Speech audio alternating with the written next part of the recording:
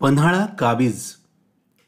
अफजल खानाच्या वधानंतर त्या आलेल्या यशानं भारावून जाणं महाराजांना परवडणारं नव्हतं. कारण एवढ्या बलाढ्य सरदाराला ठार केल्यानंतर शत्रू शांत बसणार नाही याची शिवरायांना खात्री होती. शक्य तितक्या लवकर जास्तीत जास्त किल्ले स्वराज्यात सामील करून घेणं अत्यावश्यक होतं. त्यासाठी नवी योजना, नवी मोहीम आखणं राजांना गरजेचं भासू लागलं. हाताशी थोरा मोठ्यांचं एवढं पाठबळ असताना जोखीम घेणं कठीण नव्हतं. म्हणून या विचारानं महाराजांनी 18 दिवसांची मोहीम आखली. काही मोजक्या मंडळींना हाताशी धरून महाराज घोड्यावर स्वार झाले.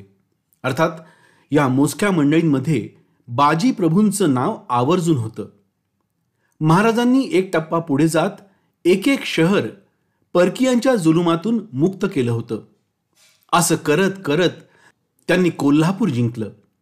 अंबाबाईच्या आशीर्वादाने कोल्हापूर गाठणे फार कठीण पडले नव्हते. हे गाव हाताशी आल्यानं सांगली, सातारा, मिरज हा परिसर स्वराज्याच्या सीमेचा भाग होणार होते. कोल्हापूर म्हटले की त्या कोल्हापूरचा बालेकिल्ला असलेल्या पन्हाळ्याला विसरून कसे चालेल. पन्हाळा हाताशी आला की कोल्हापूर आणि आसपासच्या परिसरात लक्ष ठेवणं सोयीस्कर पडणार होतं. भव्य पन्हाळ्यावर शत्रू येणं तसं अवघड होतं आणि जरी शत्रू आला तरी त्याला गडाचं टोक गाठणं कधीच शक्य झालं नसतं. महाराजांनी ही प्रशस्त कामगिरी बाजीप्रभूंवर सोपवली.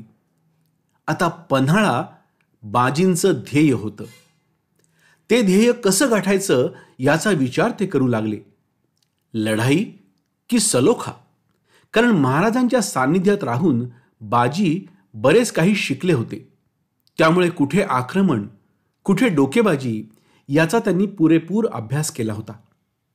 गरज नसलेल्या ठिकाणी आक्रमण म्हणजे आपल्या शक्तीचा निव्वळ निरुपयोग आणि म्हणून पन्हाळा घेताना सलोखा करावा असं त्यांनी ठरवलं.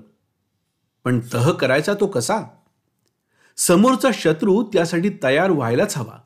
मुळी तिथेच आपली खरी कसोटी आहे हे त्यांना कळून चुकलं.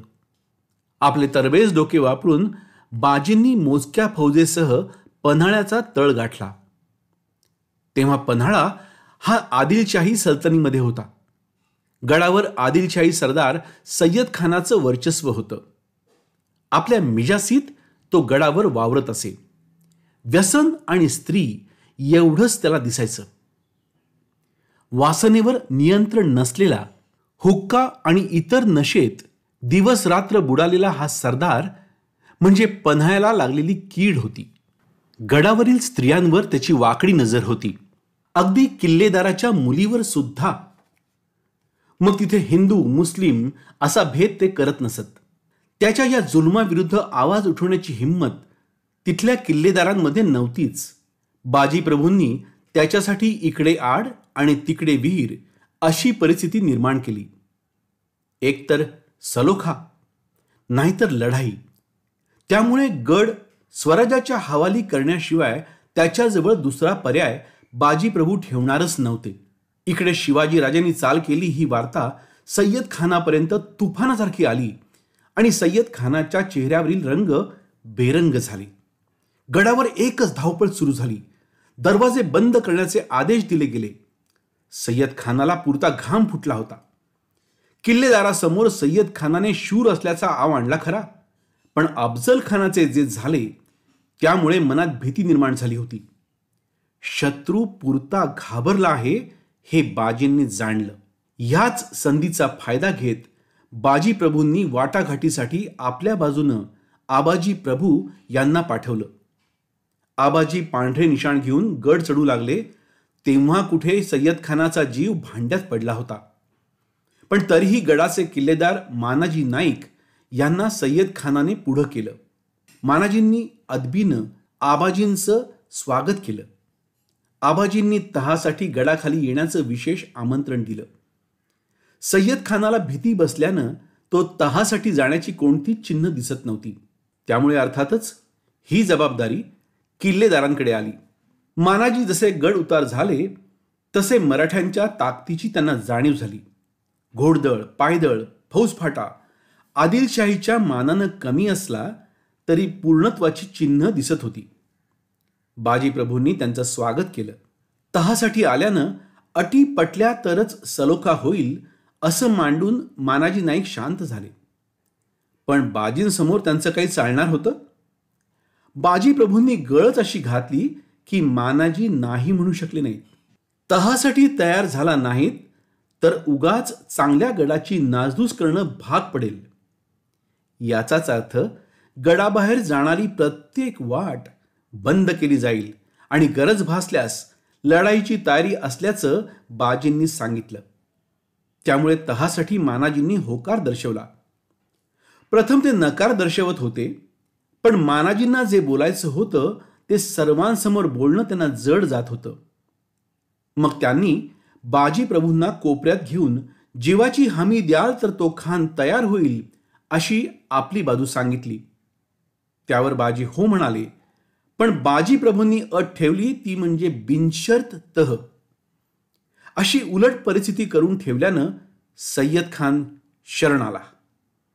आपला जीव वाचला यातच खुश होऊन सय्यद खानानं आपला पसारा गुंडाळला. अगदी क्षणाच्या अवधीत आपला सगळा संसार बांधला आणि तो निघाला. तेव्हा बाजीप्रभूंनी स्वतः गडावर जाऊन भगवं निशाण फडकावलं आणि पन्हाळा काबीज केल्याची बातमी चारही दिशात पसरली. सह्याद्री रांगेतील पठारावरील सर्वात मोठा किल्ला म्हणजे पन्हाळा. त्याचं राजकारणातील स्थान इतकं महत्त्वाचं होतं की महाराजांनंतर कारभार सांभाळण्यासाठी पन्हाळ्याला राजधानी केलं गेलं. हा किल्ला जमिनीपासून साधारण 4040 फुटांवर असून गडाची भिंत 7 फुटांची आहे. युद्धाच्या दृष्टीनं हा किल्ला म्हणजे एक परिपूर्ण शस्त्र होतं. सुमारे 11व्या-12व्या शतकात बांधला गेलेला हा किल्ला तेव्हाही भयंकर मजबूत होता. किल्ल्याचं क्षेत्रफळ एवढं मोठं होतं की 20,000 सैनिक, 1500 घोडे आणि इतर रहिवासी आरामात राहू शकतील. ह्या गडावर पूर्वीपासून अंबरखाना, सज्जा कोठी, सोमेश्वर मंदिर, 3 दरवाजा, सोमाळे तलाव, गांधार बावडी, पराशर गुहा, राजदिंडी, धर्मकोठी, रेडे महाल या अनेक वास्तू उभारल्या गेल्या होत्या, ज्याची भव्यता बाजीप्रभूंना डोळ्यात साठवता येत नव्हती.